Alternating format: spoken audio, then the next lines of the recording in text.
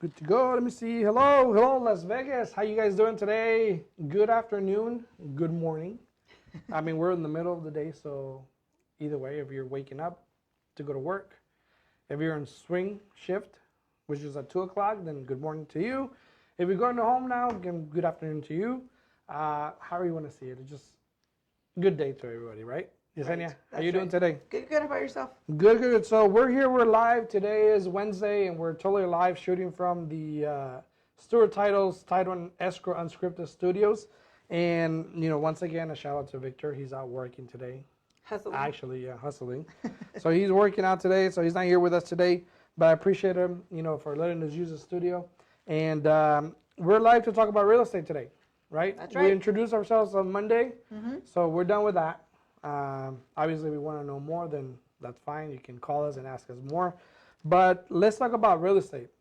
Let's talk about lending side. Let's talk about buying. Let's talk about sellers. I actually titled the video, "Are we in a buyer's or are we in a seller's market?"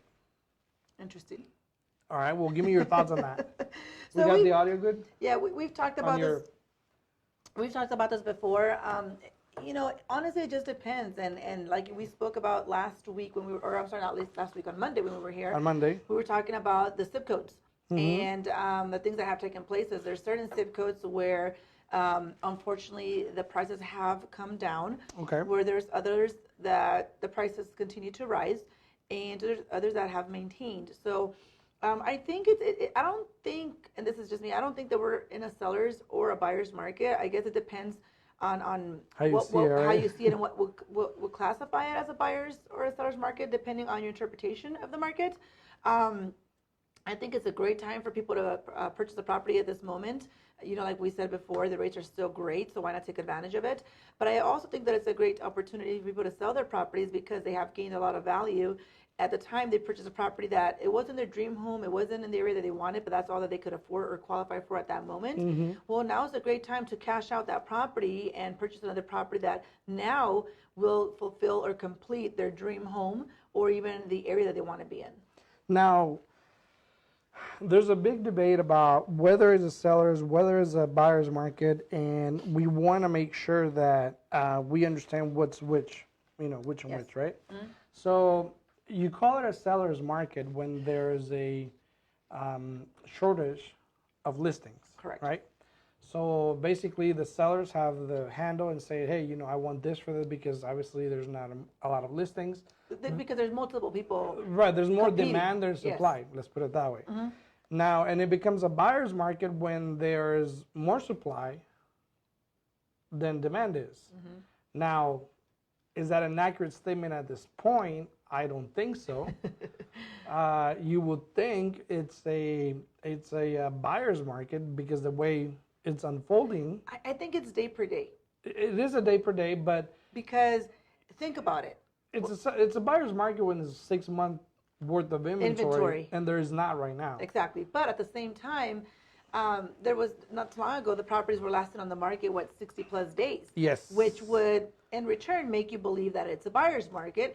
But then we just had the drastic change where now the properties are back at maybe 30 days on the market. Yeah. So it's a hit and miss. It just depends honestly on what area you're trying to purchase at this moment or sell at this moment to kind of determine what the market is doing in that certain area. Well, yeah, and that's what brings me back to, okay, are we in a seller's or are we in a buyer's market?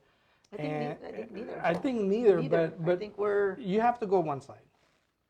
I mean, you could go with you could go with the mutual market. You could go, you could say mutual. Okay, let's say it's a mutual market, but right now, let's be honest. I think, in my personal opinion, I think buyers are taking advantage.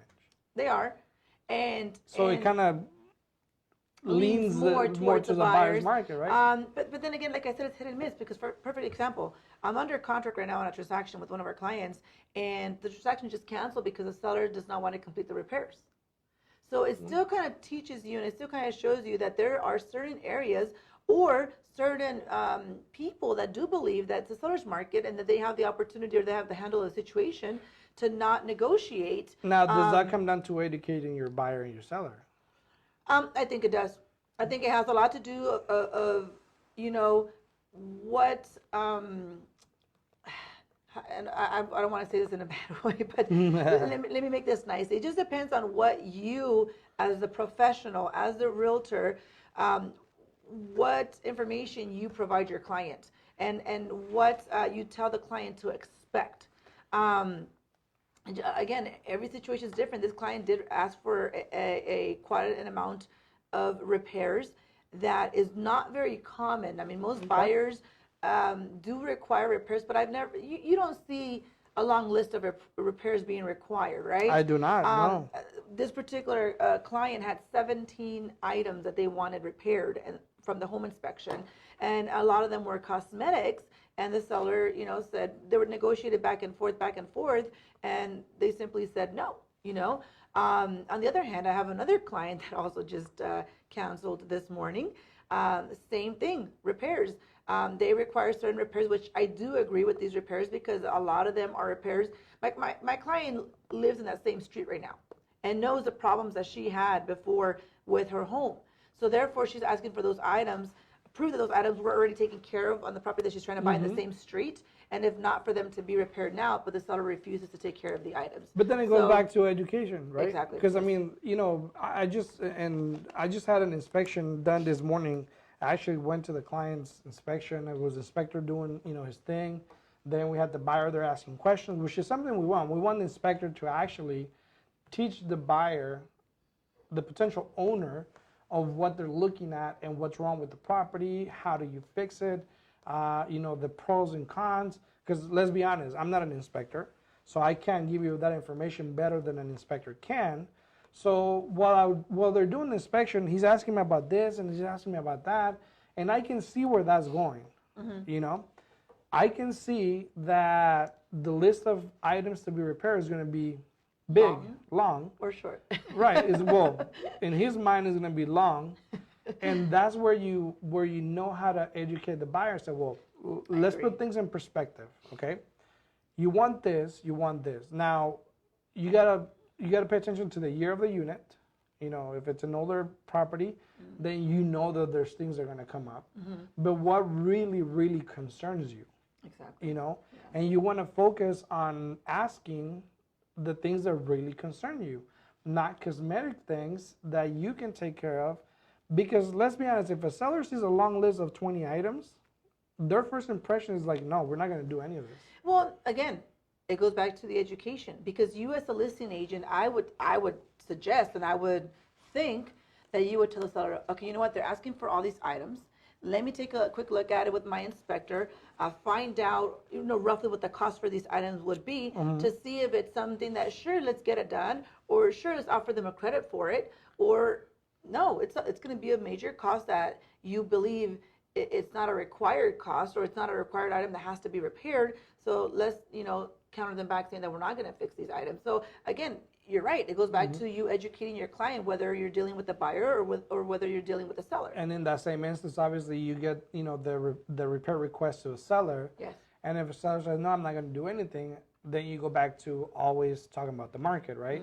Well, we've been so many days in the market. This is the offer we have. What do we do? Well, in this case, I was shocked because A, the property's been in the market for quite a while. B, they dropped the price twice. So why not take that initiative of finding out what the cost of all these repairs will be, especially when you're not even, in this particular case, they weren't even giving any closing costs to the buyer. So why not look into that first to see if it's something worth your while for you counseling? Because guess what? If you have this property in the market for another 2-3 months, it's probably the same amount that you would have spent probably fixing the property. Exactly. And then it goes back to educating your seller. In this case, say, hey, if we don't do this or if we don't negotiate on this, we're going to go back in the market. We're going to spend another 2 weeks or 3 weeks or a month. We're probably going to have to reduce. And more likely, we're still going to have to do this. Because it's going to come up again. Especially because it's one of the zip codes that you mentioned on Monday. I'm thinking it was last week, but it was just Monday. But it's one of the zip codes where you mentioned that the prices are going down. So I myself, as a loan officer, actually received a cancellation this morning, and I have a call into the listing agent to find out. It was like a heartbreaking email. But I have a call into the listing agent to find out, hey, what's going on? Yeah, sometimes you did gotta fix the problem. I did. I mean, I left a voice message. I'm waiting for a return call back. So if you had a cancellation there today, you know who you are. Please give me a call back. I think that there's still a way to making this work. And I'm one of the first persons out there that, hey, you know what? If the buyer's not budging and if the seller's not budging, guess what? We have three people that we could still make this work. The buyer's agent, the listing agent, and the lender. Let's get together, put our heads together, Right. and see what we can do to potentially even kick in and get this done. If there's a will, there's always a way. That's right. So yeah, we do it. So Suriel asked the question. He says, the market going in 45 days? I'm assuming where the market is going in 45 days. Is the market going, or where's the market going in the 45 days? Or, That's what I'm or maybe thinking. he's asking property-wise, how long are they in the market for? 45 days plus, or what? I'm not quite sure. Well, we talked about it yesterday or Monday. We talked about last month. Looking at the numbers from last month, there was over 57% of the properties that were being sold before 30 days. Within those 30 first 30 Within days. 30 days, and there was about 20% that sold between 30 and 60, and then the rest are obviously longer On the than market that, longer. which I'm assuming a little bit higher price, which is very normal. But yeah, right now the properties are going fast. Within 30 days, from what I can see, I mean, if we get more than half of the properties sold, then that's a good sign. But he did say yes, the house market. Where are we going in 45 days? And it's hard to say, Suriel, because, okay, August is almost done. Okay, Yeah. we're about to go into September. But I can for the early risers like me, I've noticed the time change early in the morning. I get up at 5 o'clock every morning, and I've noticing that it's starting to get darker later in the morning. Where before 5 o'clock, the minute I open up my eyes, it was already bright everywhere, and now I'm still having to leave my porch light on a little bit longer before I go turn it off.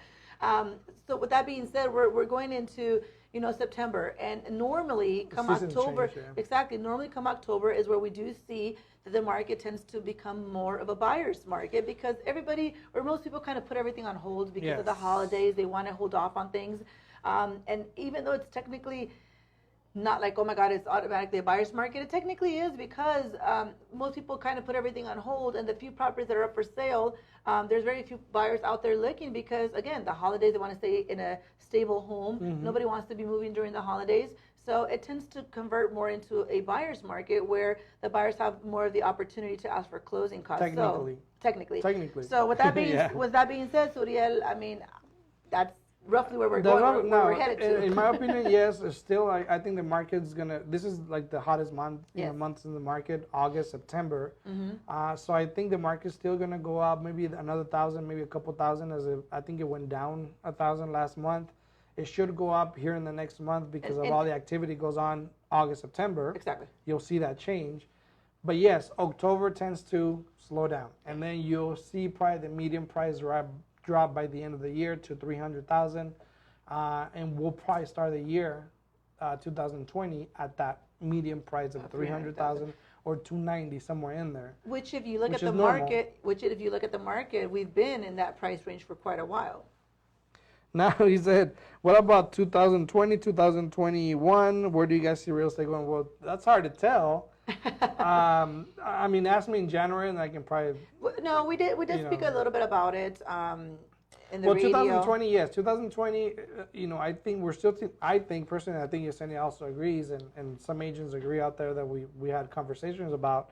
I think the market's still going to go up next year. Yes, still going to be a great market in 2020. It's still going to be a great market. There's a lot of things happening in Las Vegas. Yes. Circa, the stadium, the warehouses, Google, Amazon. Yeah. All these things are happening, are creating a positive traction to Las Vegas. Correct. Therefore, the market, I think, is still stable. I think the numbers are still going to go up next year. Now, what would happen in 2021? That's a big question. Yes. And I think it's too soon to tell. It is too soon to tell. We've made our predictions, and I know Suriel always listens to us on the radio in the morning in Spanish. Yeah. And I've mentioned many times my thoughts and what I think. But you are right. It is too soon to tell, and we all wish we had a crystal ball to determine what's going to happen. It'd be so much easier. That would be ideal for all of us. But unfortunately, only time will tell. And of course, normally you and I, Alfredo, we always talk about this at the beginning of the year and what our prediction would be for that following year. But yeah. So right now it's too soon to tell. Yes. Now the main question is the market going down? Are we going into a recession? Because I keep hearing that word recession.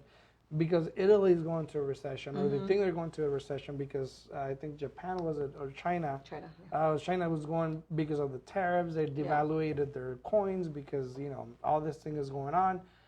Does that affect Las Vegas? Not directly, because if you look at the numbers here, we're still strong. We're still generating a lot of jobs. Unemployment is still very low, surprisingly. But not only that, but Nevada is like we say here, it's a totally completely animal. Our real estate market here is completely different than the real estate market in other states. So you can't really compare our market here with other states. You just can't. You can. It's hard to compare. Now he mentioned, Surya mentions the student debt loan. Yeah. Let me tell you, that's always the default ratios on student loans are higher than ever, as it's always been. Yeah. Then you got Warren, and then you got Michaela, and then you got Bernie Sanders talking about free all or delete all student loans debt. I don't think it's gonna happen. Yeah, you know what? Let me tell you what the problem is. The problem is, and we go back. Of course, we can't change anything. But one of the major problems that we have is that our kids, I do strongly believe, should have to take a course in high school that teaches them about financing, that teaches them about debt, that teaches them all this stuff. Don't they take economics because, in high school?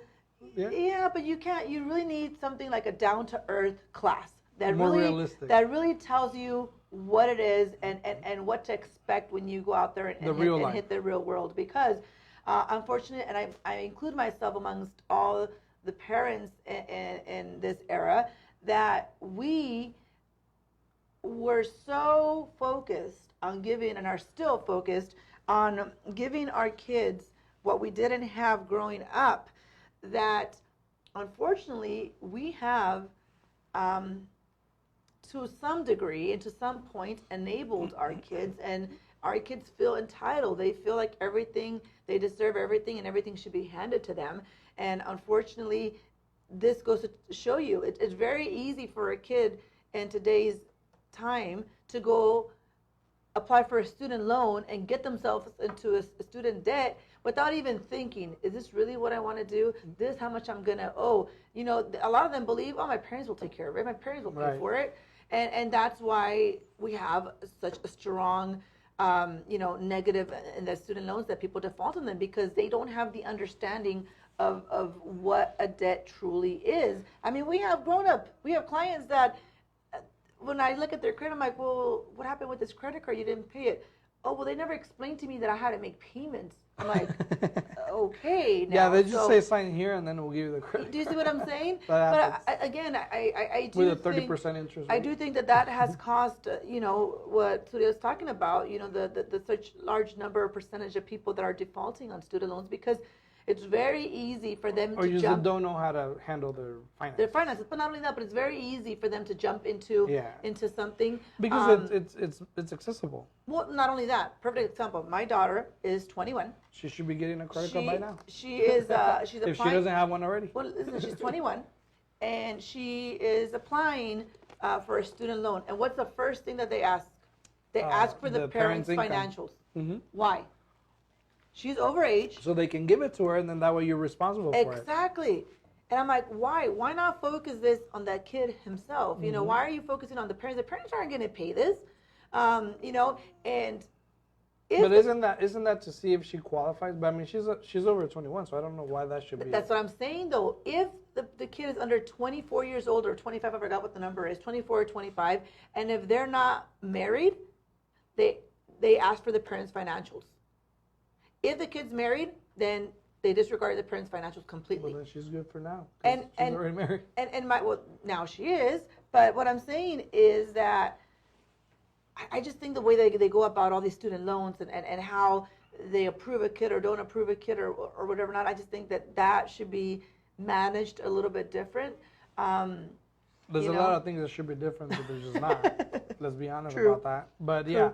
So all this obviously, in a way, affects the way the real estate moves along, right? 94% of America is not right with their money. They don't know how to handle their money. Yeah.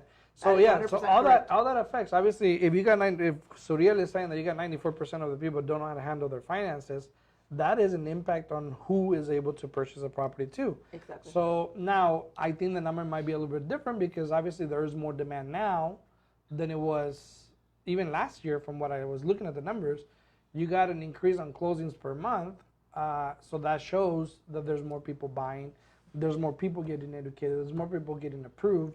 So the finances have to, in a way, be aligned in order for them to purchase. Now, we talked about sellers. Okay, so yeah, we think it's a buyer's market because they're taking advantage. But if you're a seller and you're thinking, well, what should I do then? Do I sell now? Do I wait till next year? Like, what do we do with that? You know? Now, my advice to that is, depending on what you do or what your plan is, if you want to cash out, then you should be able to sell right now. That's right. Especially if we're going into September, I don't see why we shouldn't sell your property now. If you're cashing out and you're just retiring, you're going into a condo or whatever the case might be. Especially, I don't see why not. And especially if your goal is to sell the property this year. Yes. Don't wait till the end of the year because then you're probably going to lose it. But if you're saying, you know what, this year I want to get out of this property. Now, what about if I want to sell the property now in September and buy my property October, November?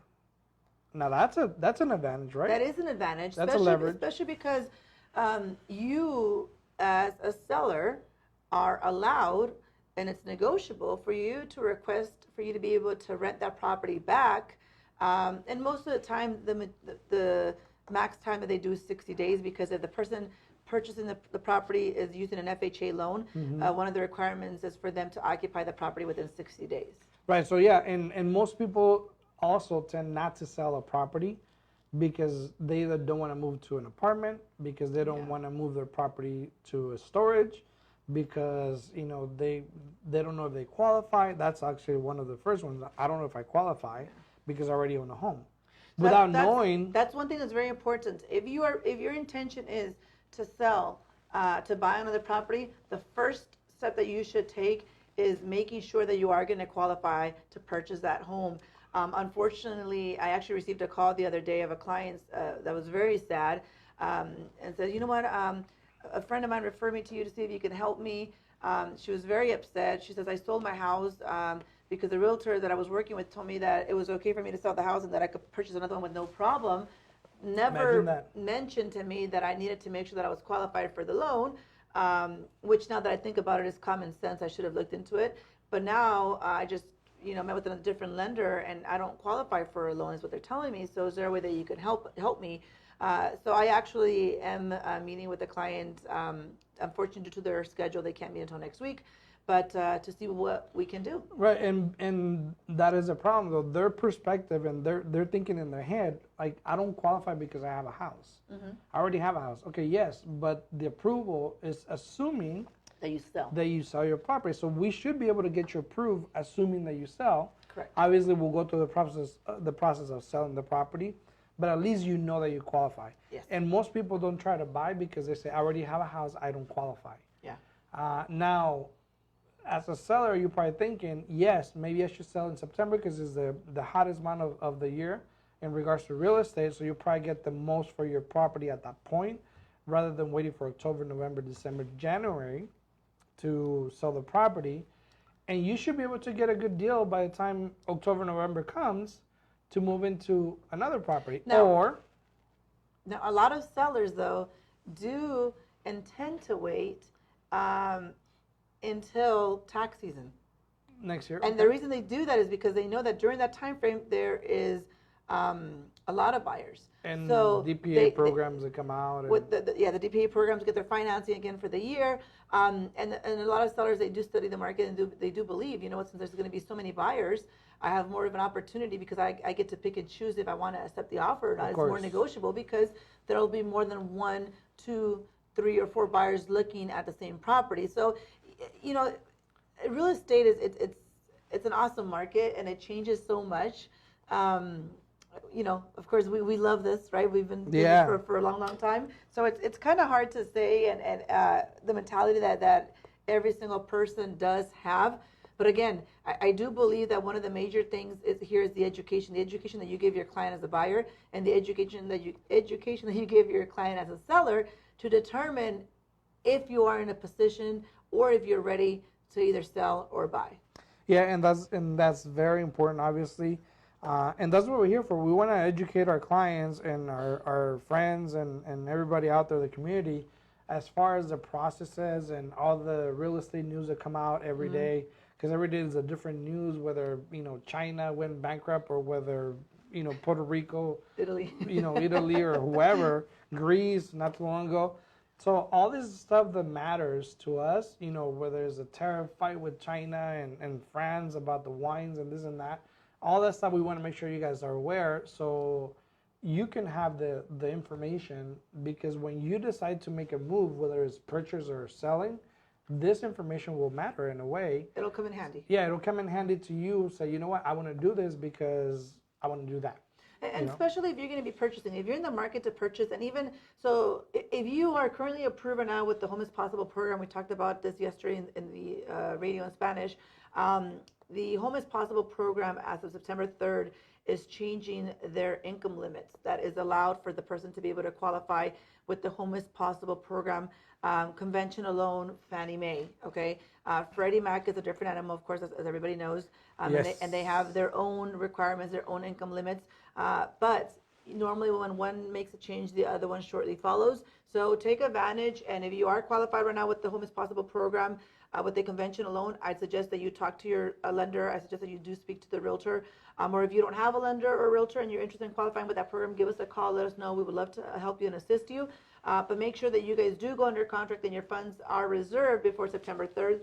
Otherwise, if your income is over the new requirement, you will no longer qualify for this assistance. Absolutely, that's very important. So if you're thinking about selling too, I mean, right now the market is great. There's a lot of buyers out there buying properties.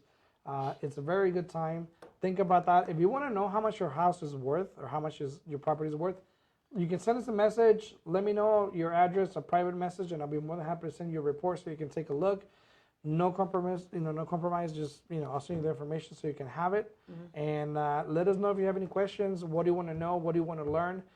You can follow me also on Instagram. There's a lot of information that you can find there on the videos on YouTube even.